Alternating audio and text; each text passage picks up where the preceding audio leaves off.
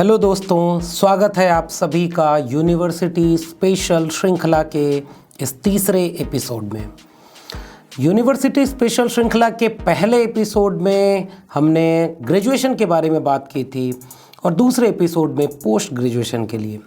आज इस श्रृंखला का तीसरा एपिसोड लेकर के हम आपके बीच में आए हैं और आज इस एपिसोड में हम बात करेंगे फेलोशिप और स्कॉलरशिप के बारे में, यानी अध्येतावृत्ति, फेलोशिप और स्कॉलरशिप यानी छात्रवृत्ति।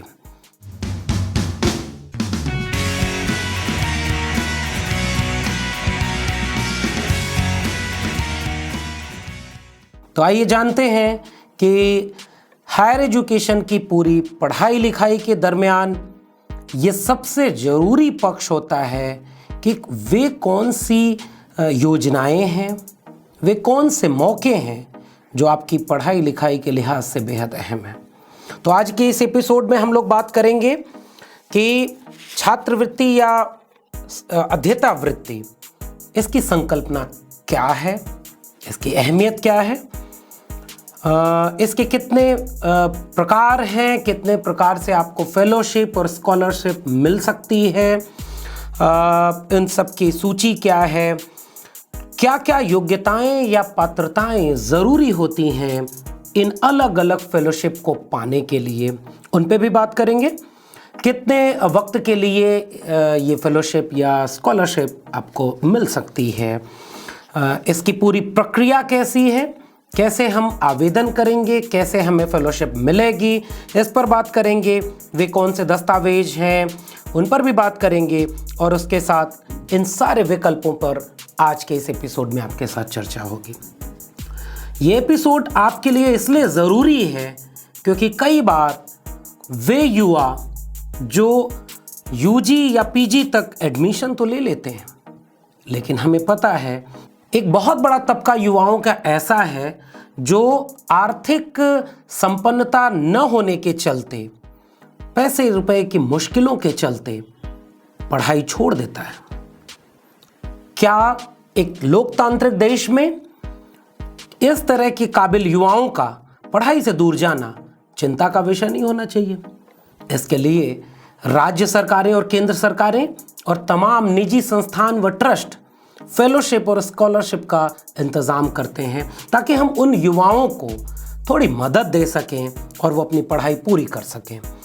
इसलिए ये एपिसोड आपके लिए भी ज़रूरी है कि अगर आप केंद्रीय विश्वविद्यालयों में एडमिशन लेने के पहले इस बात को लेकर के चिंतित हैं कि आपकी जेब में पैसे नहीं हैं कि हम पढ़ाई पूरी कर पाएंगे, तो इसलिए भी आपको ये पूरी बातचीत बहुत गौर से सुननी होगी, क्योंकि हम इसमें बात करेंगे कि वे तमाम मौके हैं जिसके चलते आप हायर एजुकेशन की अपनी पढ़ाई पूरी कर सकते हैं और आपको पढ़ाई छोड़ने की कोई ज़रूरत नहीं है। तो आइए शुरू करते हैं इस छात्रवृत्ति का ये पहला कॉलम।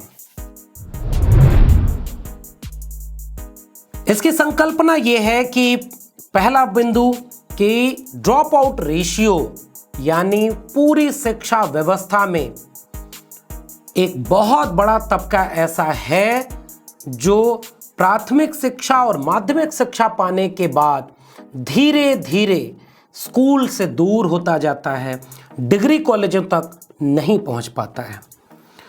डिग्री कॉलेजों तक पहुंचने, केंद्रीय विश्वविद्यालयों तक पहुंचने के लिए इस श्रृंखला के पहले और दूसरे एपिसोड आपकी मदद करेंगे। ये तीसरा एपिसोड आपको इस मायने में मदद करेगा कि आप फेलोशिप और स्कॉलरशिप की इन तमाम योजनाओं का लाभ उठाते हुए अपनी आगे की पढ़ाई पूरी कर सकते हैं। इसलिए इसकी संकल्पना ये रखी गई कि किसी भी व्यक्ति के जेब में कितना पैसा है ये इस बात को तय न करे कि उसको कितनी दूर तक पढ़ाई के मौके मिलेंगे। आर्थिक रूप से कमजोर, सामाजिक रूप से कमजोर या वह तबका जो वंचितों और शोषितों के बीच से आया और पहली बार उच्च शिक्षा की दहलीज तक पहुंचा है, उन सभी तबके से आए युवाओं के लिए छात्रवृत्ति और अध्येतावृत्ति यानी स्कॉलरशिप और फेलोशिप की योजना केंद्र सरकारें देती हैं, राज्य सरकारें मुहैया कराती हैं और तमाम निजी संस्थानों ट्रस्ट भी इसको लेकर के आपके सामने तमाम विकल्प देते हैं। तो इसकी पूरी संकल्पना इस बात पर निर्भर करती है कि आप स्कूली शिक्षा से लेकर के उच्च शिक्षा तक आपकी पढ़ाई बाधित ना हो। इसकी अहमियत यह है कि सबसे बड़ी भूमिका फेलोशिप और स्कॉलरशिप की वंचित शोषित जमात से आए पहली पीढ़ी के लोगों के लिए मायने रखती है। उनमें दलित, पिछड़े, आदिवासी, अल्पसंख्यक और महिलाएं, ये वो तबका है जो उच्च शिक्षा में 90 के बाद पहली बार दहलीज तक पहुंचा है। इसलिए उच्च शिक्षा के लिए, उनके पूरे उच्च शिक्षा के लिए स्कॉलरशिप और फेलोशिप की ये तमाम योजनाएं बेहद अहमियत रखती हैं। अब हम अगर बातचीत करें कि छात्रवृत्ति और अध्येतावृत्ति के कितने प्रकार हैं, कब कब आपको ये मौके मिलते हैं कि आप इन सारी योजनाओं का लाभ उठाते हुए अपनी पढ़ाई पूरी कर सकते हैं। इसके लिए हम देखेंगे कि अलग अलग टर्म चलते हैं, अलग अलग शब्दावलियां मिलेंगी आपको। जैसे वित्तीय सहायता, कुछ योजनाएं ऐसी हैं जिसमें कुछ वित्त की सहायता दी जाती है, उसे कहीं कहीं अनुदान शब्द दिया जाता है, ग्रांट मिलती है। शिक्षण शुल्क छूट का एक टर्म आपको मिलेगा, यानी हायर एजुकेशन या केंद्रीय विश्वविद्यालयों में अगर आप आते हैं तो कई योजनाएं ऐसी हैं कि जो फीस आपने भरी है अपनी हायर एजुकेशन की पढ़ाई के लिहाज से, वह शुल्क माफ किया जाता है। कई योजनाएं ऐसी हैं जिनमें मासिक भत्ता मिलता है, मंथली लेवल पर कुछ आर्थिक मदद मिलती है, कहीं कहीं उसका नाम वजीफा दिया जाता है। तो ये तमाम ऐसे शब्द हैं जिनके जरिए ये मदद आप तक पहुंचती है। ये कब कब मदद मिलती है? 12वीं के बाद तमाम फेलोशिप और स्कॉलरशिप के मौके आपको मिलेंगे। ग्रेजुएशन की पढ़ाई अगर आप कर रहे हैं तो उसके अलग अलग तमाम फेलोशिप के मौके मिलेंगे। पोस्ट ग्रेजुएशन के लिए भी ये मौके हैं। अगर आप पोस्ट ग्रेजुएशन के बाद रिसर्च करते हैं, यानी आप शोध में प्रवेश लेने के इच्छुक हैं, तो वहां अलग अलग प्रकार की फेलोशिप आपकी मदद करेगी। शोध में एक विषय पीएचडी का होता है, और जब आप पीएचडी पूरी करते हैं उसके बाद पोस्ट डॉक्टरेट फेलोशिप होती है जो पीएचडी के बाद होती है। वहां भी तमाम सुविधाएं मुहैया हैं फेलोशिप और स्कॉलरशिप के। अगर उसके बाद आप विदेशों में पढ़ने के इच्छुक हैं तो उसके भी आपके मौके हैं। हम आगे इस पर बातचीत करेंगे। तो इन सारी चीज़ों को लेकर के अब हम अगर बातचीत करें, ये सारे प्रकार छात्रवृत्ति के, अध्येतावृत्ति के हर अलग अलग स्तर पर काम करते हैं। सबसे शुरुआत में हम बात करते हैं अंडर ग्रेजुएट लेवल पर जो नेशनल फेलोशिप स्कीम है, उसमें क्या क्या आपको सुविधाएं मिलती हैं। पूरी सिलसिलेवार सूची अंडर ग्रेजुएट और पोस्ट ग्रेजुएट से लेकर के रिसर्च या फॉरेन यूनिवर्सिटीज में पढ़ने के लिए कितनी फेलोशिप है, क्या क्या उसकी पात्रताएं हैं, कैसे आप आवेदन करेंगे, विस्तृत सूची आपको इस वीडियो के डिस्क्रिप्शन बॉक्स में मिल जाएगी। क्योंकि उन्हें अगर हम एक एक करके आपसे साझा करने लगे तो ये कई घंटे की वीडियो बन जाएगी। इसलिए हम आपके सुविधा के लिए वो पूरी तालिका, एलिजिबिलिटी क्या है, कैसे अप्लाई करेंगे, कब कब उसका लाभ ले सकते हैं और किस किस वक्त कैसी कैसी फेलोशिप आपको मिलेगी, इसका पूरा सिलसिलेवार ब्यौरा आपको वीडियो के डिस्क्रिप्शन बॉक्स में मिल जाएगा। मैं कुछ उदाहरणों के जरिए आपसे ये बात समझाने की कोशिश करूंगा कि आप समझ पाएं कि कितने प्रकार की फेलोशिप आपको मिलती है। अंडर ग्रेजुएट प्रोग्राम की बात करें तो नेशनल लेवल पर GP Birla fellowship, CLP Indian scholarship scheme, Sitaram Jindal foundation scholarship scheme, NIU scholarship cum admission test की scheme, Ramankant Munjal scholarship, doctor Reddy's foundation, keep India smiling foundation scholarship programme, prime minister's special fellowship scheme Jammu and Kashmir, LSAT Indian law fellowship, Azim Premji university undergraduate scholarship, UP ESEAT BTech scholarship, MMIT engineering scholarship, KIITEE merit scholarship, all India youth scholarship entrance exam, national entrance screening test NEST, HP Udaan scholarship programme, ONGC scholarship to meritorious SC/ST students, foundations of excellence scholarship, ऐसी तमाम scholarship जो national level पर under graduate programme में आपको मिल सकती हैं। International स्तर पर भी तमाम फेलोशिप हैं, मसलन Japanese government scholarship for under graduate students, Chinese government देती है।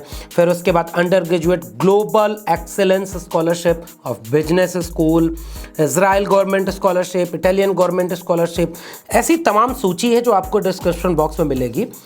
इसका परिचय यहाँ देने का निहितार्थ यह है कि अगर आप विदेशों में अंडर ग्रेजुएट करने के लिए जाते हैं तो तमाम सरकारें अलग अलग देशों की अलग अलग तरीके से फेलोशिप के मौके आपको देती हैं। तो वो आप डिटेल में डिस्क्रिप्शन बॉक्स में जब जाएंगे तो उनकी अलग अलग पात्रताएं हैं, वहां से आप उसको पूरा देख सकते हैं। पोस्ट ग्रेजुएट स्तर पर अगर गवर्नमेंट की फेलोशिप की बात करें, स्कॉलरशिप की बात करें, तो merit come means scholarship for professional and technical courses minorities, post merit scholarship scheme for minorities, scholarships for top class education for students with disability, national fellowship and scholarship for higher education of ST students, SN Bose scholarship program, Khurana program for scholarship, chief ministers urban leaders fellowship, post graduation Indira Gandhi scholarship for single girl child, post graduate merit scholarship for university rank holder, post graduate scholarship for professional courses for SC/ST, Rajarshi Chhatrapati Shahu ji Maharaj शिक्षण शुल्क योजना, सहयोग योजना, Suvarna jubilee merit scholarship Kerala, Abdul Kalam technology innovation national fellowship, ऐसी तमाम fellowship जो post graduation level पर आपको मिलेंगी। ये कब अप्लाई की जाती हैं, क्या क्या पात्रता होनी चाहिए इन फेलोशिप को पाने की, ये सारा विस्तार से आपको डिस्क्रिप्शन बॉक्स में मिलेगा। मैं केवल इशारे कर रहा हूं कि इन सारी फेलोशिप के लिए आपको सजग रहना है और उसके बारे में पूरी पड़ताल आपको यहां खुद करनी होगी, और ये सारे मौके हैं जिसका लाभ आप ले सकते हैं। विश्वविद्यालय अनुदान आयोग यानी यूनिवर्सिटी ग्रांट कमीशन खुद तमाम मौके देता है अंडर ग्रेजुएट और पोस्ट ग्रेजुएट के विद्यार्थियों के लिए। इसी के साथ वो मौके रिसर्च प्रोग्राम यानी शोध के लिए और पोस्ट डॉक्टोरल शोध के लिए भी मिलता है। मैं कुछ उसका संकेत भी आपके बीच में कर रहा हूं। एमेरिटस फेलोशिप, ये सारी यूजीसी लिस्टेड फेलोशिप है, यानी सेंट्रल गवर्नमेंट इन सारी फेलोशिप को ऑफर करती है। Doctor S Radhakrishnan post doctoral fellowship in humanities and social science, post doctoral fellowship for women candidate, post doctoral fellowship for SC/ST candidate, Swami Vivekananda single girl child scholarship for research in social science, Rajiv Gandhi national fellowship for scheduled caste candidate, national fellowship for higher education of ST students, national fellowship for person with disability, Maulana Azad national fellowship for minority students, national fellowship for OBC candidates, post graduate Indira Gandhi scholarship for single girl child, post graduate merit scholarship for university rank holder, Ishan Uday for north east region. तो ये जो सूचनाएं हैं वो आपको university grant commission की website पर, जो कि केंद्र सरकार मुहैया कराती है, वहां ये तमाम फेलोशिप मिल जाएंगी। उसके आवेदन भी आप ऑनलाइन करेंगे। मसलन स्वामी विवेकानंद सिंगल गर्ल चाइल्ड, इसके आवेदन के अलग पैमाने हैं। Post graduation Indira Gandhi scholarship for single girl child, post graduation merit scholarship for university rank holder. तो ये सारे आप देख पा रहे होंगे वीडियो में कि ये सारी सूचनाएं आपको वेबसाइट पर दिख रही होंगी। हमारा यहां बताने का मकसद ये है कि आप हायर एजुकेशन के किसी भी लेवल पर हैं, आप पैसे की कमी के चलते अपनी पढ़ाई को बीच में मत छोड़िए। आप अगर ये पात्रताएं पूरी करते हैं तो भले ही आप अंडर ग्रेजुएट प्रोग्राम में हो, पोस्ट ग्रेजुएट प्रोग्राम में हो या रिसर्च के प्रोग्राम में हो, और तो और अगर आप विदेशों में पढ़ने के इच्छुक हैं तो आपको ये तमाम सुविधाएं मिलती हैं। मसलन एक एग्जांपल अगर मैं दूं कि पोस्ट ग्रेजुएशन पूरा करने के बाद अगर आप रिसर्च करना चाहते हैं तो नेशनल एलिजिबिलिटी टेस्ट यानी नेट का एग्जाम होता है, और उस एग्जाम में जो लोग ज्यादा अच्छी रैंक ले आते हैं उनको JRF यानी जूनियर रिसर्च फेलोशिप मिलती है। उसके लिए करना यह होता है कि नेशनल एग्जाम का पोर्टल जो बना हुआ है, अब तो सारे एग्जाम वहां से हो रहे हैं, तो वे बच्चे जो पहली पीढ़ी के बच्चे हैं, वे बच्चे जो पहली बार रिसर्च करने आए हैं, उनके लिए मौका होता है कि वो अपने विषय में नेट JRF का एग्जाम क्वालिफाई करें। उस एग्जाम के बारे में अगर मैं तफसील से बात करूं तो नेट JRF के एग्जाम एक ही होते हैं जिसे नेशनल एलिजिबिलिटी टेस्ट कहा जाता है, और उस एग्जाम में जो ज्यादा अच्छी रैंक ले आते हैं उनको जूनियर रिसर्च फेलोशिप मिलती है।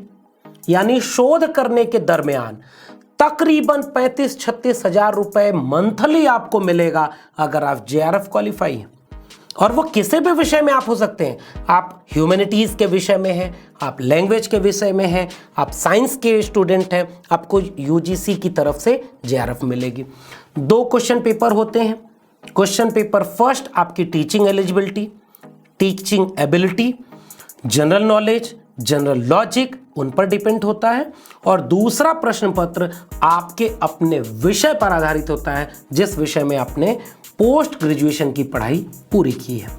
वह पेपर अगर आप क्वालिफाई करते हैं, और उसके लिए आवेदन की न्यूनतम पात्रता ये है कि आपका, अगर आप जनरल कैटेगरी में हैं तो MA में यानी पोस्ट ग्रेजुएशन में न्यूनतम 55% अंक होने अनिवार्य हैं। अगर आप OBC तबके से हैं या रिजर्व कैटेगरी में SC/ST तबके से आते हैं तो 50% तक अगर आपके MA में नंबर हैं तो आप नेट JRF के लिए एलिजिबल हैं। पूरी PhD के दरमियान आपको फेलोशिप मिलेगी जो तकरीबन 5 साल होती है। यानी 5 साल तक अगर आप रिसर्च करते हैं तो गवर्नमेंट आपको मंथली पूरी फेलोशिप मुहैया कराती है। ठीक इसी तरह जैसे मैंने पोस्ट डॉक्टरल फेलोशिप की बात की, वहां भी आपको ऐसे ही होता है। वहां लेकिन कोई नेट JRF की तरह एग्जाम नहीं देना है। अगर आप पोस्ट डॉक्टोरल फेलोशिप के लिए आवेदन करते हैं और आपका चयन हो जाता है तो गवर्नमेंट स्वतः आपको तकरीबन 55 से 56 हजार रुपए मासिक तौर पर आपको अनुदान देती है। तो अपनी पढ़ाई को क्यों बीच में रोकना अगर आपके पास इतने सारे मौके हैं। तो कुल मिलाजुला करके आपको इस पूरे एपिसोड में जो हमने सूचनाएं दी, कुछ इशारों में बातें कही हैं।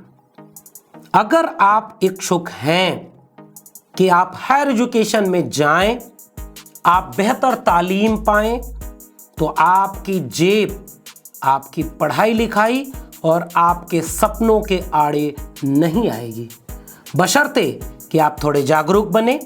और जिस भी स्तर पर आप अपनी पढ़ाई कर रहे हैं, अगर आप शेड्यूल कास्ट, शेड्यूल ट्राइब या OBC तबके से आते हैं तो आपके लिए graduation, under graduate, post graduate, PhD, post doctoral fellowship और यहां तक कि फॉरेन में पढ़ाई के लिए भी आपको सरकारें तमाम अवसर देती हैं। इन्हीं सूचनाओं में आप डिस्क्रिप्शन बॉक्स में देखेंगे कि नेशनल फेलोशिप के साथ साथ हर राज्य सरकार अपने यहाँ के पात्र बच्चों के लिए, चाहे वो किसी भी कम्युनिटी से आते हों, राज्य स्तर पर तमाम फेलोशिप के प्रोग्राम मुहैया कराती हैं। तमाम ट्रस्ट हैं, निजी ट्रस्ट हैं, वो भी आपको मौके देते हैं। तो अगर आप इस वंचित समुदाय से आते हैं, अगर आप गांवों से आते हैं, तो सूचनाओं के अभाव में ख्वाब देखना न छोड़ें। ये सारी सूचनाएं आपको अलग अलग मौके पर मदद करेंगी, बशर्ते कि आप सजग रहें कि हर फेलोशिप के लिए अलग अलग समय सीमा है, अलग अलग पात्रता है, अलग अलग मौके हैं जब उसको आप आवेदन करेंगे। इसलिए सजग रहें। और ये सारी सूचनाएं आपके लिए हम केवल इसलिए ला रहे हैं कि आप अपनी पढ़ाई पूरी करें और ये उच्च शिक्षा आपके जिंदगी में आमूलचूल बदलाव लाए। सरकारें मौके दे रही हैं तो लगे हाथ इन मौकों को कम भी कर रही हैं। इससे पहले कि ये सारे मौके आपके हाथ से फिसल जाएं, इन सारे मौकों का लाभ उठाइए। फेलोशिप कम की जा रही है, जब तक फेलोशिप है तब तक आपको इसका लाभ उठा लेना है। और खासकर उन लोगों के लिए मैं मुखातिब हूं जो पहली पीढ़ी के लोग हैं। बड़े ख्वाब देखिए, ये सारी फेलोशिप आपका इंतजार कर रही हैं कि आप अपने ख्वाब को पूरा कर सके। आपको ये वीडियो कैसी लगी हमें कमेंट बॉक्स में जरूर बताइएगा। बहुत बहुत शुक्रिया।